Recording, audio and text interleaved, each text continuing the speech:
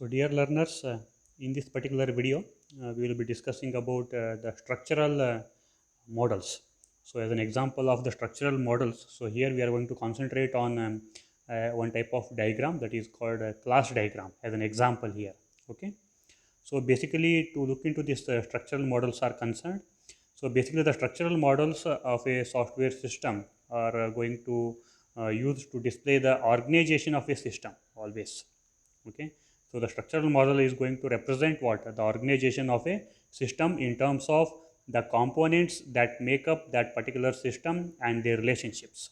Okay. So we know that every system is made up of a group of components or a group of subsystems. Is it clear? No system is not a single entity that will be get considered. So whenever you will represent so any system in terms of a set of components and a set of subsystems, okay, then we need to show that overall system in terms of this organization. Okay, and also how one component is going to have a relationship with what the another component, or one subsystem is going to have a relationship what the another subsystem. So that we can show with what, with the help of these structural models are concerned. For example, say if you take if you want to represent a computer, basically the computer is a system, but we cannot say that computer is a a single entity here. It's not a okay. We cannot represent a computer with one single system as a whole. It is made up of different components. So when I'm going to represent the computer in terms of its block diagram, or in terms of its say some Van Neumann architecture of a computer, then automatically the computer comes with what, an input, output, okay, then memory, then what, the processor. Just have a look at it. So it means these are all the different components which will come across as a part of what the overall organization of a computer system is concerned.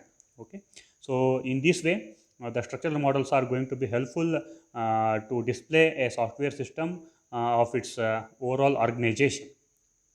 And another thing is a structural model, either it may be a static model or it may be a dynamic model. Okay, so the static model means which is going to show only the structure of the system design. Okay, so whereas the name itself indicates dynamic model means actually they are not only going to show the structure, they will show the organization of the system when it is executing. So it means that something is happening in the system. Is it clear? See, for example, say in the previous video, even we discussed about the interaction models like sequence diagram, use case models. Okay, so there we are going to show that how the interaction is taking place from one part of the system to the another part.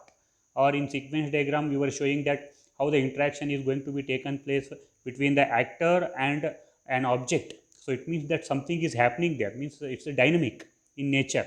So like that, even in generally all UML diagrams, that is unified modeling language, okay, the system models will be get classified into two types. Either it may be a static model or a dynamic model.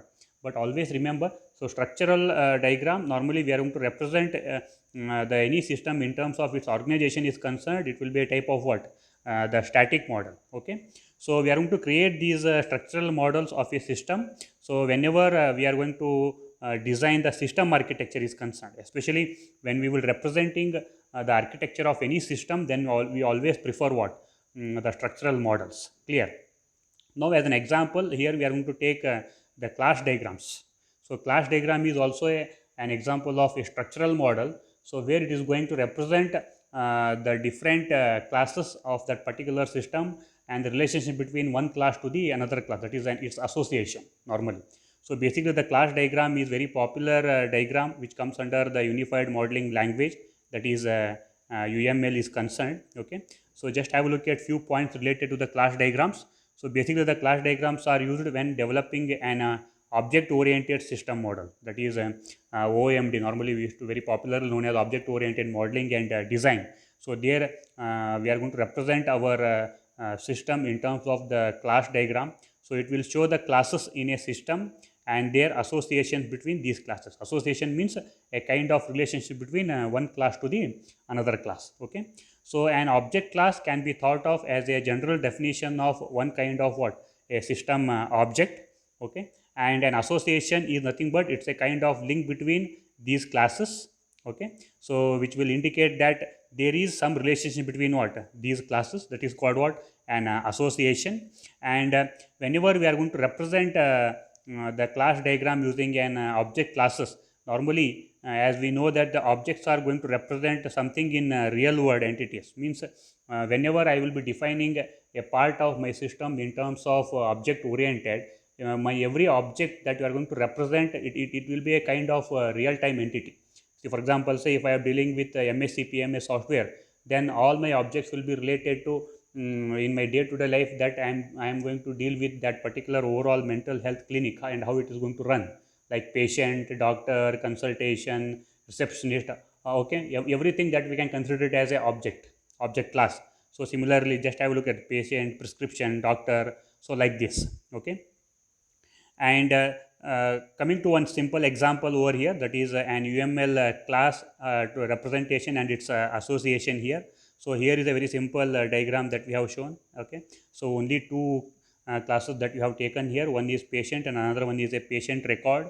Okay, and also the association that we are going to exhibit here with 1:1 relationship, where every one patient can have exactly what, one record. That is the meaning here. So normally in our object oriented modeling, whenever we will be representing the class diagram, okay, we will be representing that object class with a rectangular box and this particular line which will show an association.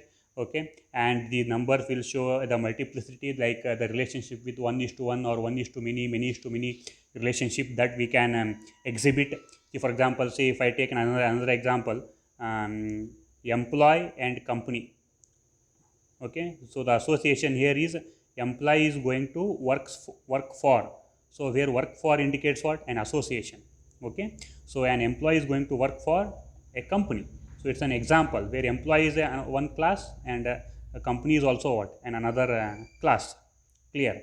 So in this particular example, just have a look at this. So here we have defined a set of classes and their associations, especially for MSc PMS is concerned here. Okay, so this is an MSc PMS system. It's a case study that all of us we have already discussed. So here just have a look at their condition, patient, general practitioner, medication, consultation, hospital doctor, treatment. These are all the different sort of object classes that we have identified, and their association, that's the relationship. Okay, so for example, say if you take in this particular aspect here, okay, so one general practitioner can refer what, one or more patient here. At the same time, one or more than patient can attend what, the consultations here.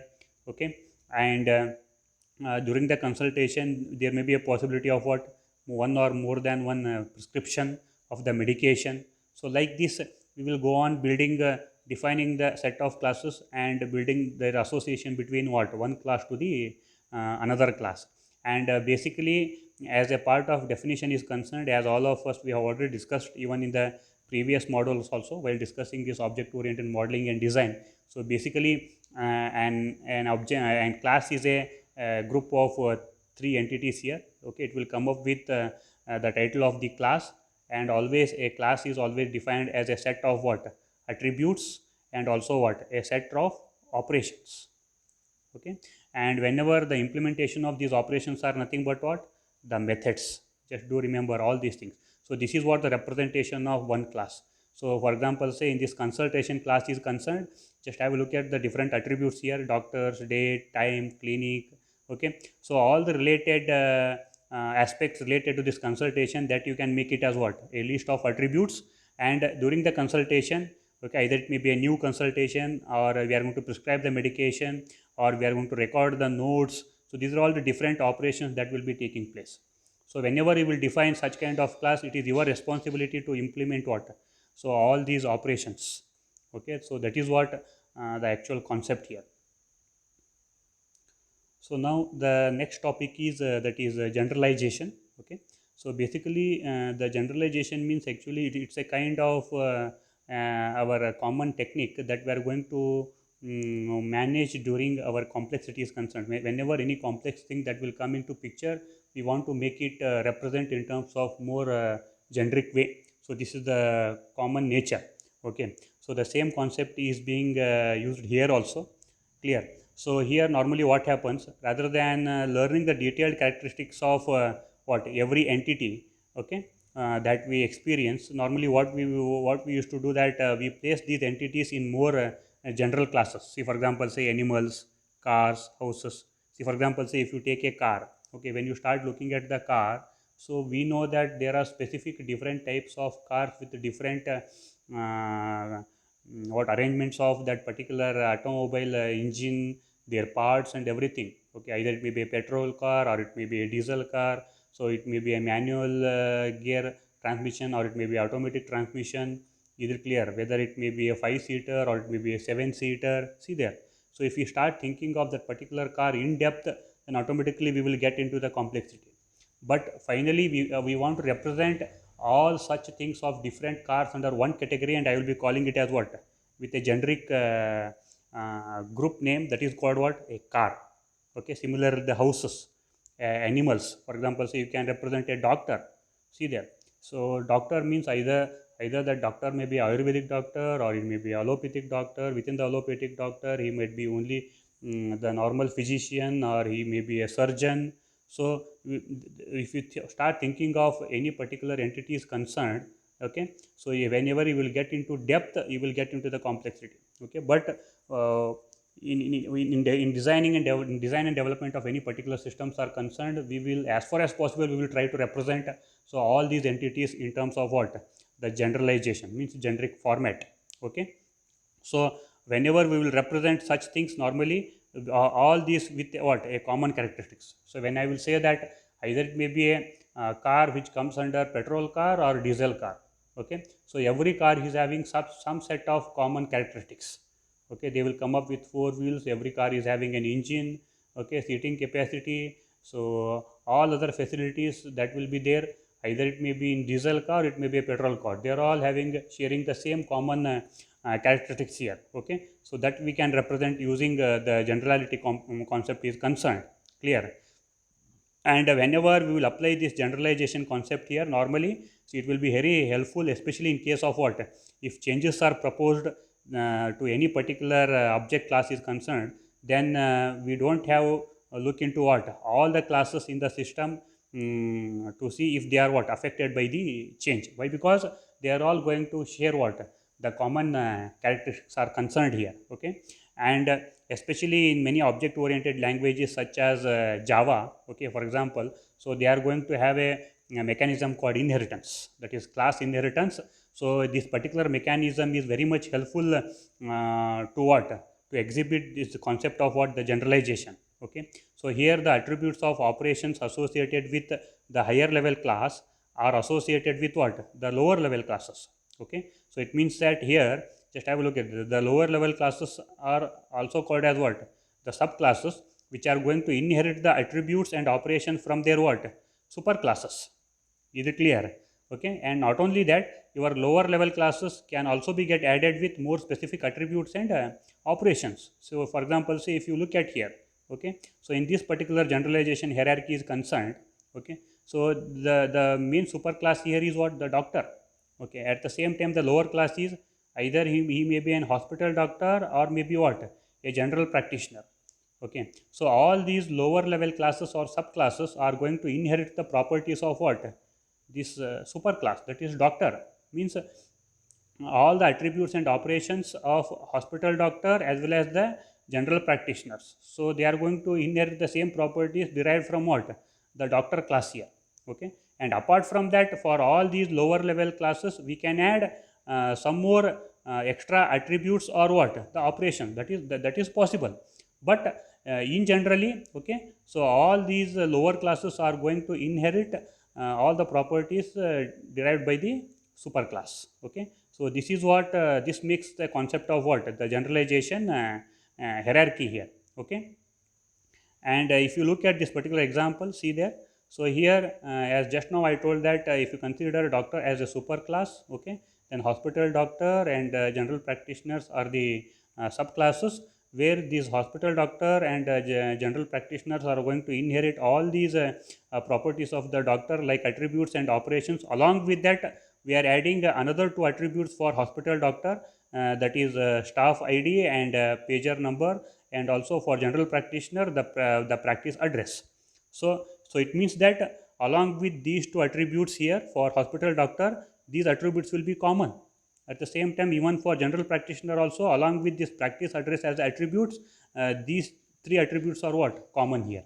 So it means that here the main advantage here is, once we are going to implement this particular class called doctor, okay, so all these attributes and operations, okay, that we are going to implement, that can also be used for what? The hospital doctor and general practitioner. So automatically it will reduce the time and effort, okay, so that if you start defining every class independently, then automatically the work will be more. Rather than that, we can make use of this generalization hierarchy, where we can make use of the concept of that inheritance mechanism. Automatically it will save the time and efficiency while designing and developing what the object classes are concerned, okay. And the last topic is here is there is another topic, that is object class aggregation model.